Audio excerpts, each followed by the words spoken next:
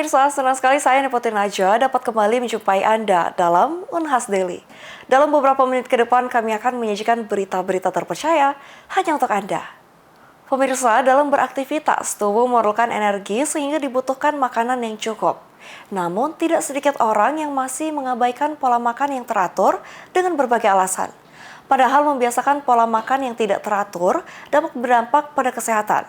Salah satunya kekurangan gizi. Simak berita selengkapnya. Pola makan yang tidak teratur masih sering diabaikan, terutama mahasiswa atau pekerja. Pola ini telah menjadi ciri khas mereka yang sibuk. Sebagian menganggap bahwa waktu makan yang tidak teratur tidak menimbulkan masalah, asalkan setelahnya tidak makan berlebihan.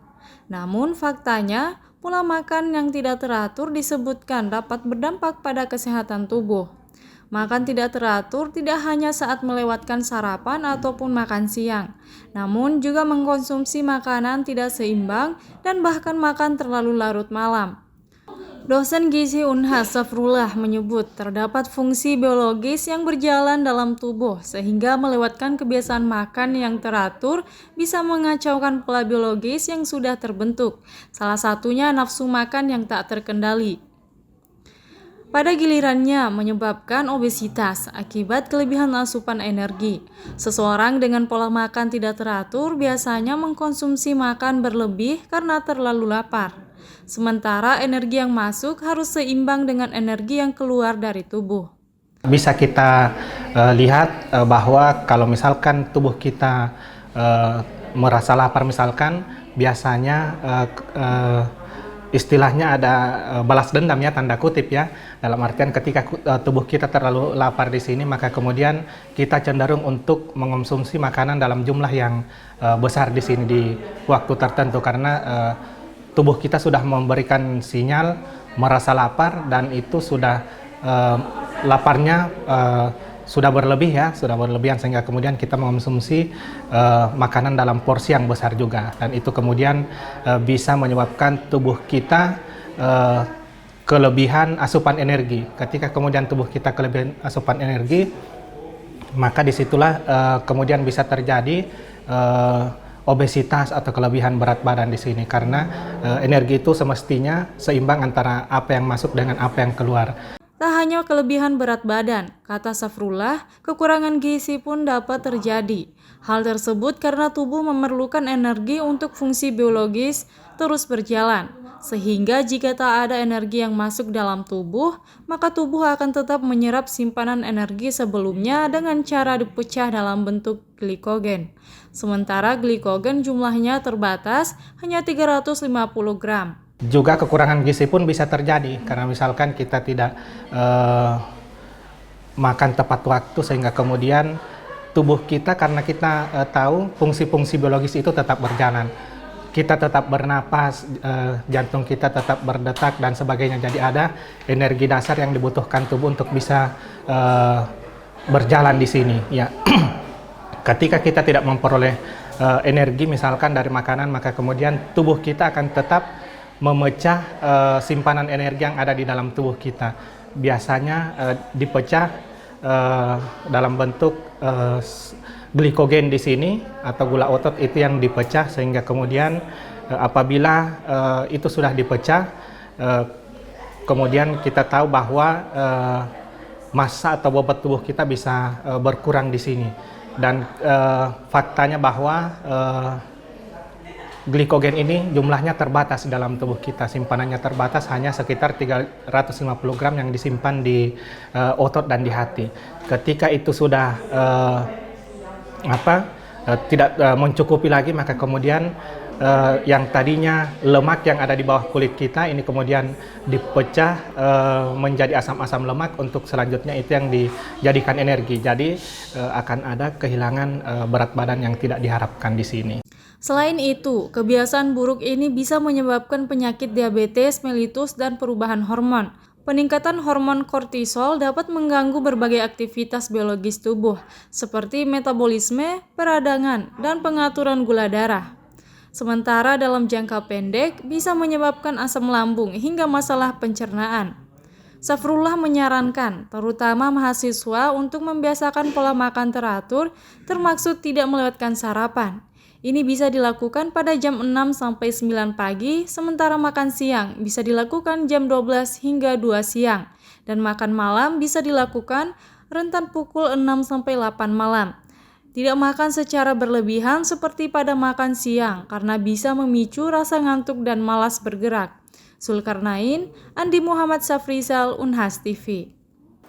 Majelis Ulama Indonesia atau MUI telah menetapkan fatwa haram bagi umat Islam untuk mengucapkan salam lintas agama yang mengandung doa agama lain. Fatwa ini merupakan hasil dari Ijtima Ulama Komisi Fatwa se-Indonesia 8 yang berlangsung di Kepulauan Bangka Belitung. Simak berita selengkapnya. Majelis Ulama Indonesia telah menetapkan fatwa haram bagi umat Islam untuk mengucapkan salam lintas agama yang mengandung doa agama lain. Hal ini diputuskan melalui Ijtima Ulama Komisi Fatwa se-Indonesia 8 di Pondok Pesantren Bahrul Ulum Islamic Center, Sungai Liat, Kabupaten Bangka, Kepulauan Bangka Belitung. Salam lintas agama, salam pembuka semua agama atau salam semua agama adalah sebuah ucapan salam khas dari 6 agama resmi Indonesia yang diucapkan secara bersamaan, yakni Assalamualaikum warahmatullahi wabarakatuh, salam sejahtera bagi kita semua, Shalom, Om Swastiastu, Namo Buddhaya, dan salam kebajikan. Dilansir dari CNBC Indonesia, MUI menegaskan bahwa ucapan salam yang berdimensi doa khususnya agama lain oleh umat Islam adalah haram. Ijtima ini juga mendapat tanggapan dari Sekretaris Komisi Fatwa MUI Sulsel, Dr. Kiai Haji Syamsul Bahri Abdul Hamid LCMA. Ia menjelaskan larangan salam lintas agama disebabkan karena pengucapan salam dalam Islam merupakan doa yang bersifat ubudiyah atau peribadatan. Jadi pertanyaannya tadi adalah bahwa mengapa apa yang melatar belakangi itu kembali kepada tadi bahwa setelah dikaji adanya adat etika yang begitu banyak, al-adatul muhakkamatun, adat itu menjadi hukum. Ketika sudah diadatkan makanya perlu ditinjau, dilihat, dan para ulama kita itu melihat, yaitu dalam hal ini MUI pusat dengan melakukan kajian komprehensif melihat bahwa ternyata mengucapkan salam itu bagian daripada doa dan bagian daripada ubudiyah. Beda dengan hal yang berkenaan dengan muamalah. Karena hal muamalah, jual beli, transaksi dan seterusnya itu tidak ada ikatan yang mengharuskan seperti ini dan seperti itu. Hanya dihindarkan saja, jangan sampai ada terjadi darar, ada merugikan dan ada tipuan, sehingga haramnya itu atau unsur riba kan ada unsur tipuan di dalamnya. Nah, kalau dalam unsur ibadah tidak, kalau ucapan salam itu ya dimulai mengucapkan salam itu ada merupakan satu nilai dan prinsip, itu ada nilai ibadahnya, tidak boleh dicampur.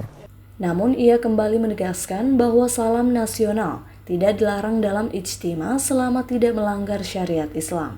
Berkenaan dengan ucapan salam lintas agama ini, secara khusus MUI Sulawesi Selatan belum mengeluarkan pernyataan resmi yang sifatnya lokal, ya, tetapi masih mengikut kepada ketetapan MUI secara nasional.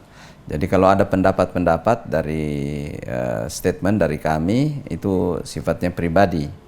Ya, kalau pernyataan MUI secara langsung, sementara kita belum mengadakan pertemuan khusus untuk ini.